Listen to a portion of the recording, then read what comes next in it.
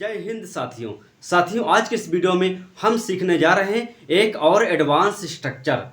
देखिए, advance structure हम इसलिए कहते हैं क्योंकि ये ऐसे स्ट्रक्चर होते हैं, ऐसी संरचना होती है इंग्लिश की जो हमें इंग्लिश ग्रामर में देखने के लिए नहीं मिलती है, इसलिए हम इन्हें एडवांस स्ट्रक्चर बोलते हैं।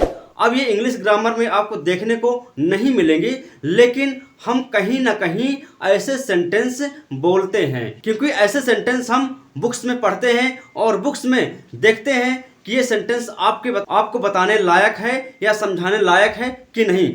जब सेंटेंस समझाने या बताने लायक होता है तभी हम आपके लिए वीडियो लाते हैं। तो चलिए फिर शुरुआत करते हैं इस इंटरेस्टिंग एंड नॉलेजेबल टॉपिक की।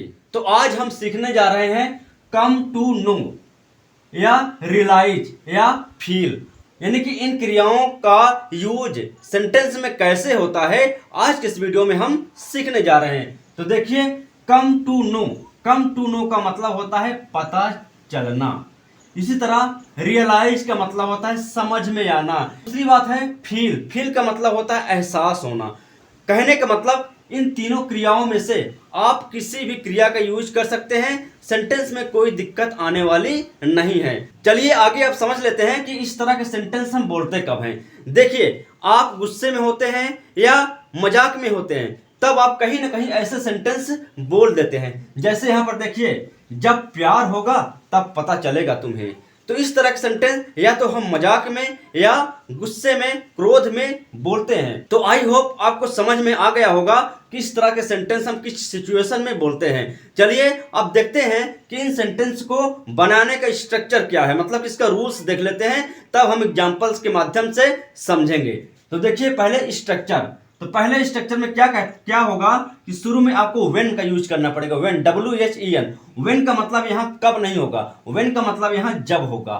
फिर आगे हम यूज करेंगे फर्स्ट सेंटेंस, मतलब यहाँ पर पहला वाला सेंटेंस यूज में आएगा। उसके बाद आप देन का यूज करेंगे, देन के बाद सब्जेक्ट आएगा, सब्जेक्ट के बाद विल का यूज करेंगे, और विल का यूज करने के बाद आप उसके बाद फिर इन तीनों क्रियाओं में से आप किसी का भी यूज कर सकते हैं, कोई दिक्कत नहीं होगी। अब यहां पर मैं आपको एक बात क्लियर कर दूं कि ऐसे सेंटेंस में हमें गा गी गे देखने को मिलेगा। दोनों ही सेंटेंस में, चाहे फर्स्ट हो चाहे सेकंड हो, दोनों ही सेंटेंस में गा गी देखने के लिए मिलेगा आपको।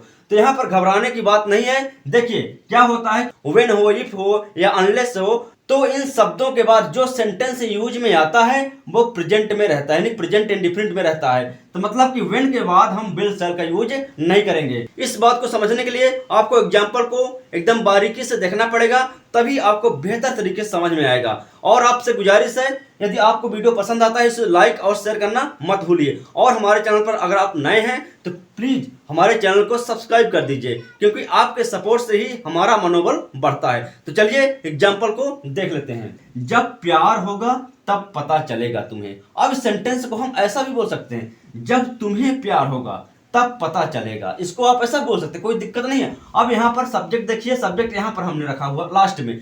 चाहे तो सब्जेक्ट हम यहाँ पर जब के बाद भी रख सकते हैं कि जब तुम्हें प्यार होगा तब पता चलेगा। इसको आप ऐसा भी बोल सकते हैं, या आप इसको ऐसा भी बोल सकते हैं, जब प्यार होगा ना तब पता चलेगा तुम्हें। तो कहने का मतलब इसको बोलने के तीन तरीके हैं, कोई भी तरीका आप यूज करिए, लेकिन स्ट्रक्चर आपका यही होने वाला है। चलिए अब हम इसका ट्रांसलेशन कर लेते हैं। देखिए, जब प्यार होगा, ये हमारा हो गया पहला सेंटेंस।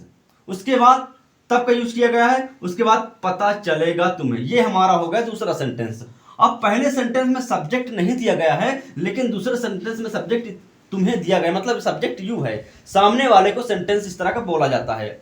तो देखिए, जब प्यार होगा यानी कि व्हेन, जब का मतलब व्हेन। अब यहां पर सब्जेक्ट नहीं दिया गया तो यहां पर सब्जेक्ट हमको रखना पड़ेगा वही यू, व्हेन यू। और प्यार होना मतलब होता है fall in love, fall in love.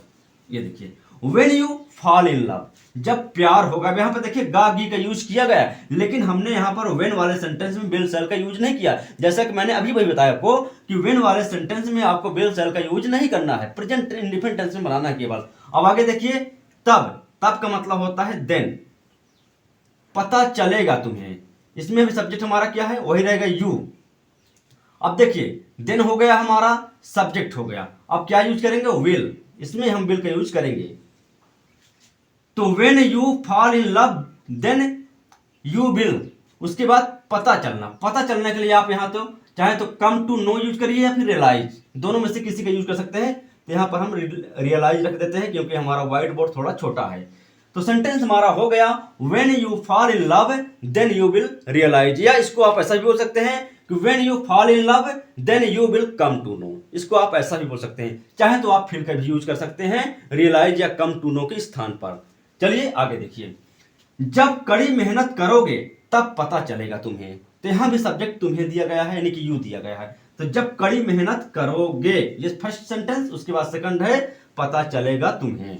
तो देखिए व्हेन कड़ी मेहनत करोगे, व्हेन यू, सब्जेक्ट वही रहेगा यू, व्हेन यू कड़ी मेहनत करोगे मतलब work hard, work hard. When you work hard, उसके बाद तब आएगा देन। ये देखिए व्हेन हो गया फर्स्ट सेंटेंस, व्हेन हो गया फर्स्ट सेंटेंस हो गया, उसके बाद क्या आएगा देन आएगा, देन के बाद सब्जेक्ट आएगा। सब्जेक्ट क्या है, वही तुम, यू। तो when you work hard then you, उसके बाद will, then you will come to know, come to know, इस तरह। तो when you work hard then you will come to know, इसको आप ऐसे ही बोल सकते हैं when you work hard then you will realise. तो आई होप आपको समझ में आ रहा होगा। चलिए एक और एग्जांपल देख लेते हैं। जब मेरे बिना रहेगा ना तब पता चलेगा उससे। अब यहां पर आया उससे, मतलब कि वह आ रहा है, यानी कि जब वह मेरे बिना रहेगा। इस सेंटेंस को आप ऐसे बोल सकते हैं, जब वह मेरे बिना रहेगा तब उसे पता चलेगा। तो यहां पर हो जाएगा व्हेन, सब्जेक्ट इस बार क्या ही है, व्हेन ही, रहना मतलब लिव, क्योंकि ही है तो प्रेजेंट इंडिफिनिट टेंस में रहता है तो lived. When he lived without मी,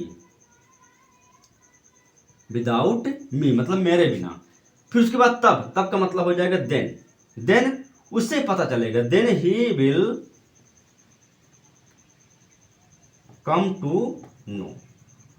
ये देखिए when he lived without me, जब वह मेरे बिना रहेगा, देन तब he will come to know, उससे पता चलेगा। तो आई होप गाइस इस तरह एकदम सिंपल तरीके से हमने एक और एडवांस स्ट्रक्चर यहां पर सीख लिया। तो फिलहाल आज के इस वीडियो में इतना ही, मिलते हैं नेक्स्ट वीडियो में।